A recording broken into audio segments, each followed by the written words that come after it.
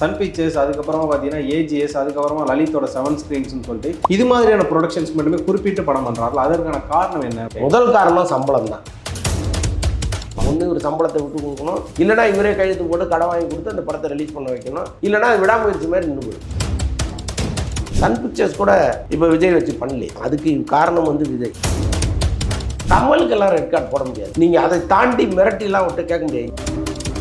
லோகேஷ் கனகராஜ் அந்த கூலி படத்துக்கு 60 கோடி சம்பளம் வாங்குறதா சோஷியல் மீடியாஸில் அதிகமாக. இப்போ இனிமேல் வரக்கூடிய சின்ன டைரக்டர்ஸ்லாம் காணாமல் போவாங்கன்ற ஒரு விஷயம். அவங்க பேரை போட்டால் ஒரு கூட்டம் தியேட்டருக்குள்ளே வருது இல்லை, அந்த இடத்துக்கு அவங்க வர்றதுக்கு எவ்வளோ கஷ்டப்படும்.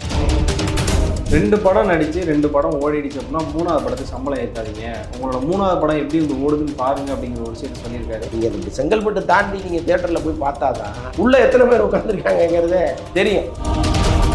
போன படம் ஓடலன்னா ரஜினியாக இருந்தால் கூட சம்பளத்தை குறைக்கிற இண்டஸ்ட்ரி இல்லை, கவினுக்கு மட்டும் வச்சிங்க சார்னு கொடுத்துருவாங்களே. அந்த விதத்தில் பார்க்கும்போது எஸ்டிஆர் எவ்வளோ மேல் அப்படிங்கிற மாதிரியான ஒரு விஷயம் சொல்கிறாங்க. அவர் உயர்த்தலாம் சொல்ல முடியாது. அவர் ஒரு சம்பளத்தை கேட்டுக்கிட்டு இருக்காரு. தனித்தது காடு வந்து அதை காலி பண்ணிடுச்சு. அவங்க வெற்றி படம்னு சொல்லி காருக்கெல்லாம் பரிசெல்லாம் கொடுத்தாங்க. கடைசியில் அவருக்கே விபூதி அடித்தார். இல்லை, சிவகார்த்திகேயன் வந்து விட்டு பிடிக்கிறாருங்க. அவரே கடன் வாங்கி அந்த படத்துக்குள்ளே போட்டு அந்த படத்தை ரிலீஸ் பண்ணுறாரு. விஜய் சேதுபதி அப்படிங்கிற ஒருத்தவரோட பேர் சம்பள பிரச்சனைகள் இதுவரை வந்ததில்லை சார். அதனால் அவரையும் வந்து நம்ம கொஞ்சம் குட் லிஸ்ட்டில் தான் வைக்கணும். மரமுக்கு பிறகு நயன்தாரா வந்து வேற ஒரு ஸ்டாண்ட் எடுத்து நயன்தாராங்கிற பேரை வச்சுக்கிட்டு நம்ம என்ன கிண்டி கொடுத்தாலும் வாங்கிடுவாங்கன்னு நினைக்கிறேன். பட் ஆஃப்டர் த மேரேஜ் உங்களோட கிராஜுவல்ஸ்லாம் எடுத்து பார்த்தா டவுனாக தானே சார்? ஒரு கல்யாணத்துக்கு முன்னாடியே கிட்டத்தட்ட அவங்க ரிட்டையர் ஸ்டேஜுக்கு வந்துட்டாங்க.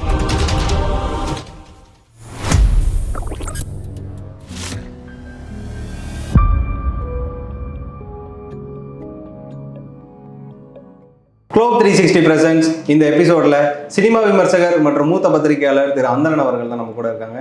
சார் வணக்கம். வணக்கம். எப்படி இருக்கீங்க? நல்லா இருக்கேன். என்ன அப்படின்னா, முதல் கேள்வி எது இருக்கு சார்? ஒரு நேயர் விருப்பமாக கார்த்திக் அப்படிங்கிற ஒரு பையன் வந்து நீங்கள் அடுத்த தடவை அந்தரன் சாரை இன்டர்வியூ பண்ணால் இந்த ஒரு கேள்வியை கேளுங்க அப்படின்னு சொல்லி எனக்கு கேட்டிருந்தார். என்னன்னா, வரிசையாக பார்த்தீங்கன்னா ராஜ்கமல் ஃபிலிம்ஸ் இன்டர்நேஷனலாக இருக்கட்டும், அதுக்கப்புறம் சத்யஜோதி ஃபிலிம்ஸ், இது மாதிரியான ப்ரொடக்ஷன்ஸ் எவ்வளவோ இருக்குது. இவங்க எல்லாருமே பார்த்தீங்க அப்படின்னா தொடர்ந்து நாங்கள் விஜய் கூட படம் பண்ணணும்னு எல்லா நேர்காணலையுமே சொல்கிறாங்களாம். ஆனால் விஜய் அதை தவிர்த்துட்டு சன் பிக்சர்ஸ், அதுக்கப்புறமா பார்த்தீங்கன்னா ஏஜிஎஸ், அதுக்கப்புறமா லலித்தோட 7 ஸ்க்ரீன்ஸ்னு சொல்லிட்டு இது மாதிரியான ப்ரொடக்ஷன்ஸ் மட்டுமே குறிப்பிட்டு படம் பண்ணுறாருல, அதற்கான காரணம் என்ன அப்படிங்கிற ஒரு விஷயம். முதல் காரணம் சம்பளம் தான். ஏன்னா இப்போ சௌத்ரி வந்து என்னுடைய 100வது படத்தை விஜய் தான் பண்ணணும் அப்படின்னு ஒரு நீண்ட முயற்சி அவர் எடுக்கிறாரு. விஜய் வந்து சரி ரைட், அதில் ஒரு நியாயம் இருக்குது. ஏன்னா அவருடைய படத்துலேருந்து தான், அவர் தயாரித்த படத்துலேருந்து தான் நமக்கு ஒரு திருப்பு முனை வந்துச்சு. அதனால் நம்ம அவருக்கு படம் பண்ணி கொடுத்துருவோம்னு அவர் நினைக்கிறார். சரி.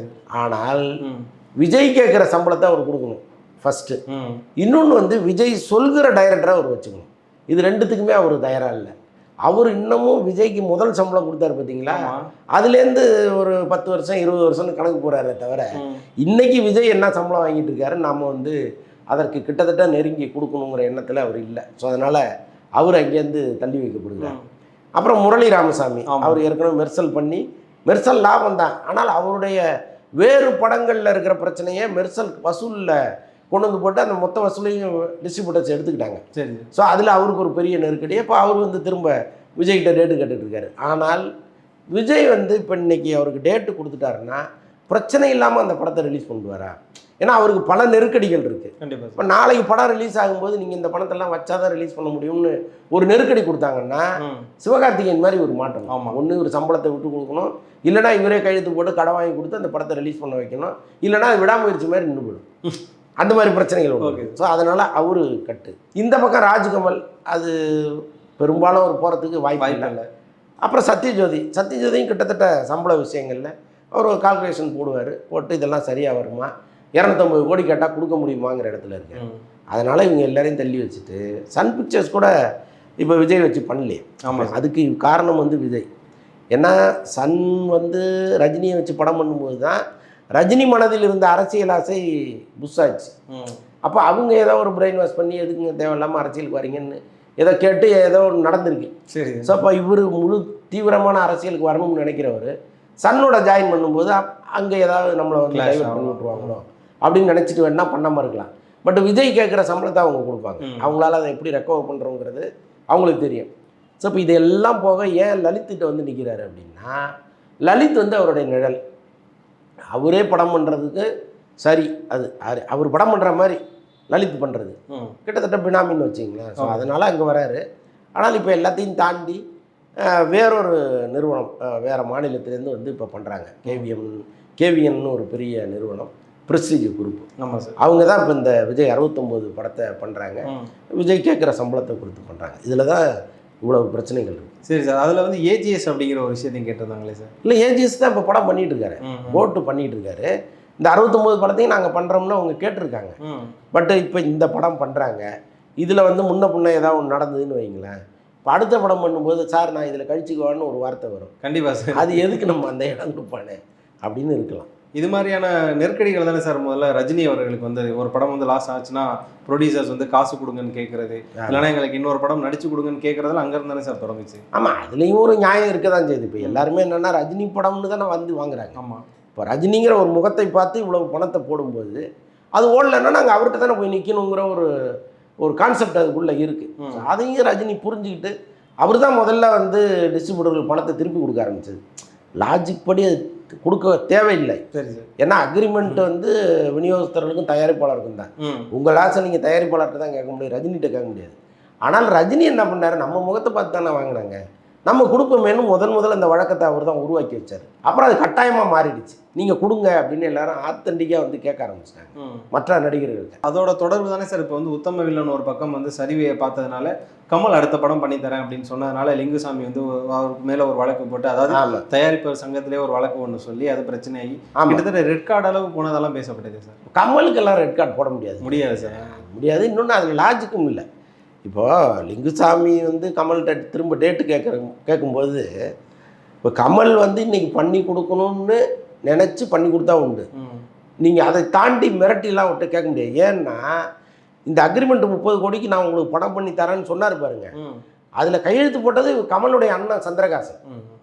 அவர் இப்போ இல்லை, அவர் இறந்துட்டார் சார். அவர் கையெழுத்து போட்டார், எனக்கு தெரியல, நான் என்ன பண்ண முடியும்னா முடிஞ்சு போச்சு எல்லாமே. ஸோ அதனால் அப்படி கமல் சொல்லலைல்ல.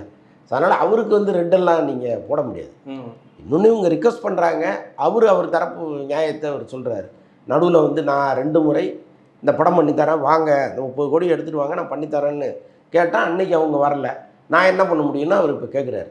ஸோ அதெல்லாம் 2 தரப்புலையும் நியாயம் இருக்குது, 2 தரப்புலும் அநியாயமும் இருக்குது. இதுதான் தொடர்ந்து பார்த்தோன்னா சார். முன்னாடியெல்லாம் வந்து டைரக்டருக்கும் ஆக்டருக்கும் தான் கிளாஷாக இருக்கும். அதான் நான் சொன்ன சீன் அவர் நடிக்க மாட்டேன்ட்டார், கதையை மாற்ற சொன்னார்னு ஒரு பிரச்சனை இருக்கும்.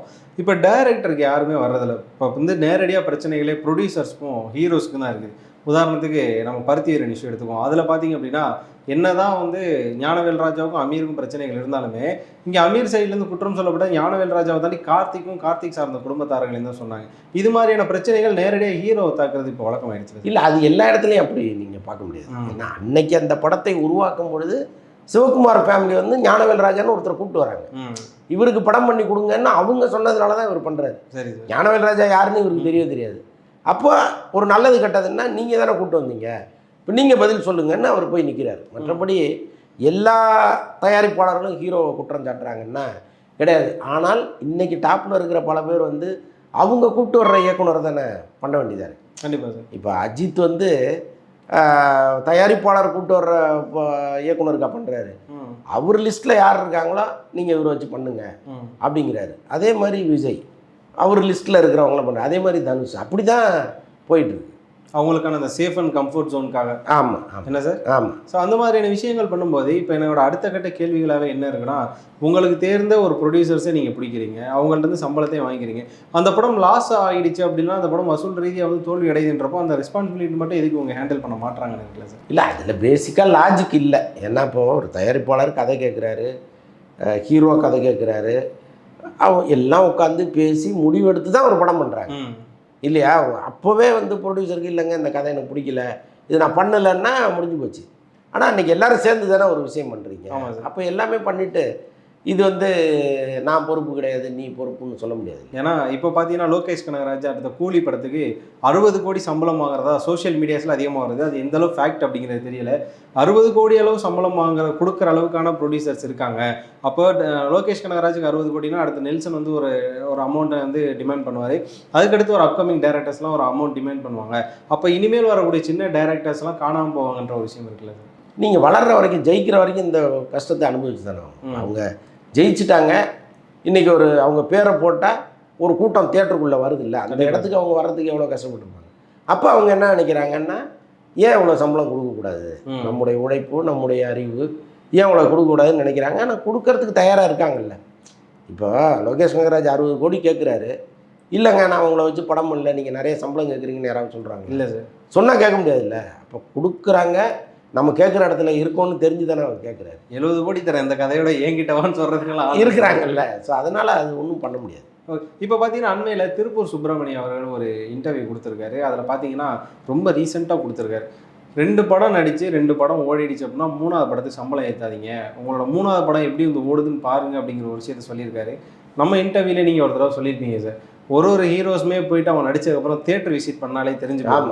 அந்த விஷயத்த இப்போ திருப்பூர் சுப்பிரமணியம் ஒரு தடவை சொல்லியிருக்காருல, அப்போ அவரோட ஆதங்கம்ன்றது எந்த அளவு சார் இருக்குது? யதார்த்தங்க, உண்மை அதுதான்.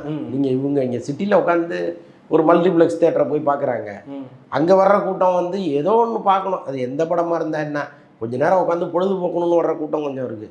ஸோ இதெல்லாம் பார்த்துட்டு இதெல்லாம் நமக்கான ரசிகர் கூட்டம்னு இவங்க தப்பாக நினச்சிக்கிறாங்க. நீங்கள் இப்படி செங்கல்பட்டு தாண்டி நீங்கள் தியேட்டரில் போய் பார்த்தா தான் உள்ளே எத்தனை பேர் உட்காந்துருக்காங்கங்கிறதே தெரியும். ஸோ அதெல்லாம் பார்த்துட்டு தான் நீங்கள் உங்கள் சம்பளத்தை நிர்ணயம் பண்ணணும். பட் இங்கே வந்து எல்லாருக்குமே ஒரு மித்து இருக்குது, ஒரு 2 படம் ஓடிடுச்சுன்னா அடுத்த விஜய் நம்ம தான், அடுத்த அஜித் நம்ம தான் நினச்சிக்கிறாங்க. அங்கே தான் வந்து பிரச்சனையாகுது. ஏன்னா தான் திருப்பூர் சுப்பிரமணியம் வைத்தறிச்சலோட. ஆமாம் சார், ஏன்னா அவர் சொன்னதே பார்த்தீங்கன்னா இந்த ஸ்டார் படத்தோட 3வது நாள் 4வது நாள் வசூலை வச்சு தான் சொல்கிறாரு. அதுக்கப்புறமா இந்த ஒரு விஷயம் வந்து மணிகண்டனுக்கும் சேரும் அப்படிங்கிற ஒரு விஷயம் சொல்கிறாங்க. இப்போ டாடா, குட் நைட் இது மாதிரியான படங்கள் உங்களுக்கு வெற்றி அடைஞ்சது. இப்போ ஸ்டார் கொடுத்தீங்க, லவ்வர் படம் கொடுத்தீங்க. லவ்வர் வந்து ஓடிடுச்சு அப்படிங்கிற பக்கத்தில் ஸ்டார் கொஞ்சம் கலவையான விமர்சனங்களை வந்ததுனால அடுத்தடுத்த வசூல்களில் நிறைய இடம் பின்தங்கிடுச்சுங்கிற ஒரு அப்டேட்ஸும் இருக்குது. இந்த ஒரு விஷயத்தினால கவின் வந்து ஏத்தனை சம்பளத்தை இறக்கிடுவார் சார். ப்ரொடியூசர்ஸ் இறக்கிடுவாங்க. எப்போவுமே அது நீர் உயர நெல் உயரும், அதுதான் சரி. நீங்கள் போன படம் ஓடலன்னா ரஜினியாக இருந்தால் கூட சம்பளத்தை குறைக்கிற இண்டஸ்ட்ரி இது. சரி, ரஜினி வந்து அண்ணாத்தைக்கு முன்னாடி என்ன சம்பளம் வாங்கினாரு, அண்ணாத்தைக்கு பின்னாடி என்ன சம்பளம் வாங்கினாங்கிறது எல்லாருக்குமே தெரியும். ஸோ அதனால் வந்து யாராக இருந்தாலும் சம்பளத்தை குறைக்கிற இண்டஸ்ட்ரியில் கவினுக்கு மட்டும் வச்சிங்க சார்னு கொடுத்துருவாங்களா என்ன? அப்படிலாம் கிடையாது. படம் நல்லா ஓடிச்சுன்னா கொஞ்சம் ஏற்றி கொடுக்க போகிறாங்க, ஓடலன்னா நீங்கள் என்ன கெஞ்சினாலும் கொடுக்க மாட்டாங்க. அதுக்கு தான் தயாரிப்பாளர் சங்கம் மாதிரி அமைப்புகள் இருக்குது. நீங்கள் நடிக்க வரமாட்டேன்னு பஞ்சாயத்து பண்ணிங்கன்னா அங்கே போய் உட்காந்துருவாங்க, உட்காந்து அவருக்கு 2 போடுங்க வர சொல்லுங்கன்னு சொல்லிட்டு உட்காந்துருவாங்க. ஸோ அதனால் அப்படியெல்லாம் வந்து நீங்கள் நினச்ச உடனே ஏற்றிட்டு போயிட்டே இருக்க முடியாது. படம் ஓடினா கொடுப்பாங்க, ஓடலன்னா கொடுக்க மாட்டாங்க. அந்த விதத்தில் பார்க்கும்போது எஸ்டிஆர் எவ்வளோ மேல் அப்படிங்கிற மாதிரியான ஒரு விஷயம் சொல்கிறாங்க. காரணம் என்னென்னா அவருக்கு ஃபேன்ஸ் இருக்குன்னு தெரியும். அதுக்கப்புறம் வெந்து தனிது காடு, மாநாடு படங்கள்லாம் ரொம்ப வருஷத்துக்கு அப்புறம் தான் சார் வந்தது. அதெல்லாம் வந்ததுக்கப்புறமாவே அந்த படத்துக்கு வந்து ஃபேன்ஸ் வந்து ரொம்ப ஆர்ப்பரித்து ஓட விட்ட நேரங்கள்லாம் இருக்குது. அவ்வளோ இருந்துமே அவர் வந்து தன்னோட சம்பளத்தை கிடுகிடுலாம் உயர்த்தலையே அப்படின்னு. இல்லை அவர் உயர்த்தலாம் சொல்ல முடியாது. அவர் ஒரு சம்பளத்தை கேட்டுக்கிட்டு இருக்காரு. சரி, பட் மாநாடுக்கு பிறகு அவருக்கு அந்த சம்பளத்தை கொடுக்கறதுக்கு ரெடியாக இருந்தாங்க. ஏன்னா அந்த படம் 100 கோடி கிராஸ் ஆனோடனே கொடுக்கறதுக்கு ரெடியாக இருந்தாங்க. ஆனால் அடுத்து வெந்து தனிந்தது காடு வந்து அதை காலி பண்ணிடுச்சு. அந்த படம் வந்து பெருசாக ஓடல, உங்கள் வெற்றி படம்னு சொல்லி காருக்கெல்லாம் பரிசெல்லாம் கொடுத்தாங்க. ஆனால் அது எல்லாமே அவரை கூல் பண்ணுறதுக்காக அடுத்தடுத்து ஒரு 2 படத்துக்கு டேட் வாங்கிடலான்னு நினச்சி தான் அவர் பண்ணார். கடைசியில் அவருக்கே விபூதி அடிச்சிட்டாரு, சிம்பு அடிச்சிட்டாரு. ஸோ அப்படி இருக்கும்பொழுது இதே இதுதான், ஓடுனா கொடுப்பாங்க, ஓடலன்னா கொடுக்க மாட்டாங்க. இவர் எவ்வளோ வேணாலும் கேட்கலாம். இப்போ ராஜ்கமல் படம் பண்ணிகிட்டு இருக்காரு, அதுக்கு ஒரு அட்வான்ஸ் வந்து எஸ்டிஆர் 48 கொடுத்ததோடு தான் இந்த ஷூட்டிங் போயிட்டுருக்கு. இந்த படம் ஓடுச்சுன்னா அந்த படத்துக்கு அதிகமாக சேர்த்து கொடுப்பாங்க. இதில் வந்து ஒரு கம்மியான சம்பளம் தான் அவருக்கு தக்லைஃப் படத்தில். ஆமாம், பெரிய சம்பளம்லாம் அவருக்கு கிடையாது. ஓடுனா தான் அது யாராக இருந்தாலும் கேட்கலாம், அவங்க எவ்வளோ வேணாலும் கேட்கலாம், கொடுக்கணும்ல. அது எஸ்டிஆராக இருந்தாலும் சரி, ராஜேந்தர் பையனாக இருந்தாலும் சரி, யாராக இருந்தாலும். அந்த இடங்களில் வந்து சிவகார்த்திகேயனை வந்து ஓரளவு ஓகே தானே சார் இருக்கார். அவர் வந்தப்போ ஒரு அமௌண்ட்டில் நடித்தார். அதுக்கப்புறமா படிப்படியாக சொல்கிறார், நான் 10 கோடியெல்லாம் தாண்டிட்டேன்னு சொன்னார். அதாவது மனம் குத்தி பறவைக்கெல்லாம் அப்புறமே சொன்னார். வருத்தப்படாத வாலிபர் சங்கத்துக்கு அப்புறமா பார்த்தீங்கன்னா வேறு மாதிரியான ஒரு சம்பளம் வாங்கிட்டார். கிட்டத்தட்ட ரஜினி முருகனே அப்படி ஒரு கிளாஸில் தான் இருந்துன்னு சொல்கிறாங்க. அந்த இடங்களில் சிவகார்த்திகேயன் சக்ஸஸ் தானே சார் இருக்குது. இல்லை, சிவகார்த்திகேயன் வந்து விட்டு பிடிக்கிறாருங்க. நீங்கள் அவருடைய டாக்டிக்ஸ் வந்து வேறு எந்த நடிகர்களுக்குமே இங்கே இல்லை. அவர் என்ன பண்ணுறாரு, ஒரு படம் நடிக்கிறாரு, அது கடைசியில் பிரச்சனை ஆகுது அப்படின்னா அவரே கடன் வாங்கி அந்த படத்துக்குள்ளே போட்டு அந்த படத்தை ரிலீஸ் பண்ணுறாரு. சரிங்க. இப்போ ரஜினி முருகன் படம் வந்து லிங்குசாமி தான் ரிலீஸ் பண்ணார். ரிலீஸ் டைமில் 50 லட்ச ரூபா டெபிசிட் ஆச்சு. சிவகார்த்திகேயன் தான் கொடுத்தாரு. கொடுத்து அந்த படத்தை இன்னைய வரைக்கும் அவங்க திருப்பி கொடுக்கல, அவரும் கேட்கல. என்னென்னா சரி, இந்த படத்தில் இழந்தது நம்ம அடுத்த படத்தில் வாங்கிப்போம், படம் ஓடிச்சுன்னா கொடுக்க போகிறாங்க அப்படிங்கிற கான்செப்டை ஒரு மண்டைக்குள்ளே பதிஞ்சிருக்கு.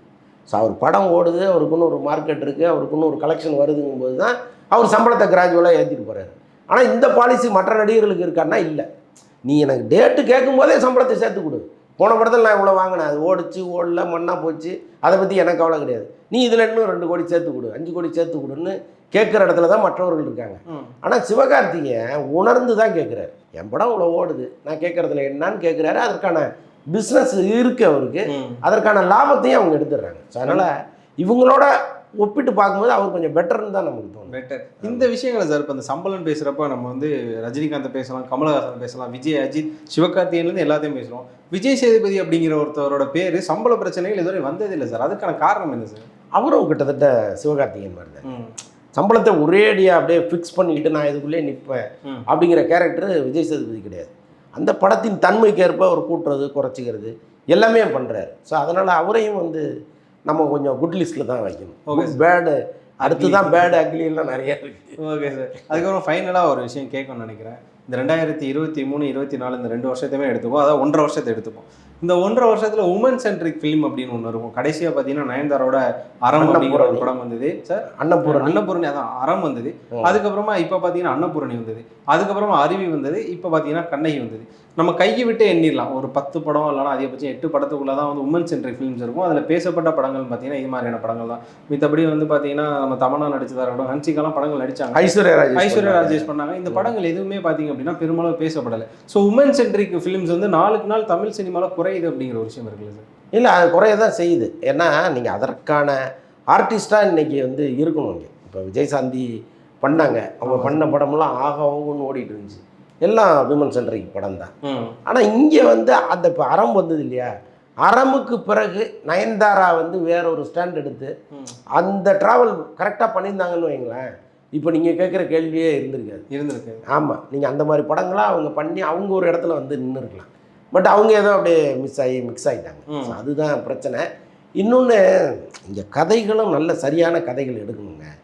நல்ல கதைகளே எடுக்காமல் நான் வந்து ஹீரோயின் ஓரியன்ட் சப்ஜெக்ட் பண்ணுறேன்னா அது வந்து இப்போ ஜெய ஜெயஹேன்னு ஏதோ ஒரு படம் ஒன்று வந்துச்சு இல்லை, அப்படி ஒரு படம் அது. அதில் நடித்தது பெரிய ஆர்டிஸ்ட்லாம் கிடையாது, ஆனால் நல்லா தானே போச்சு. ஸோ அந்த மாதிரி நீங்கள் கதைக்கு முக்கியத்துவம் கொடுக்கணும், அதில் இவங்க ஒரு கூடுதல் அம்சமாக இருக்கணும். பட் இங்கே அப்படி இல்லையே, அந்த பேர் நயன்தாராங்கிற பேரை வச்சுக்கிட்டு நம்ம என்ன கிண்டி கொடுத்தாலும் வாங்கிடுவாங்கன்னு நினைக்கிறாங்க. அங்கே தான் அடிப்படுறது. இப்போ சார் இந்த மயோ சிட்டிஸ் வந்ததுக்கப்புறம் சமந்தாவுமே பார்த்தீங்கன்னா ஒரு குறிப்பிட்ட மாதிரியான கண்டென்ட்ஸில் நடிக்கிற நிப்பாட்டிட்டாங்க.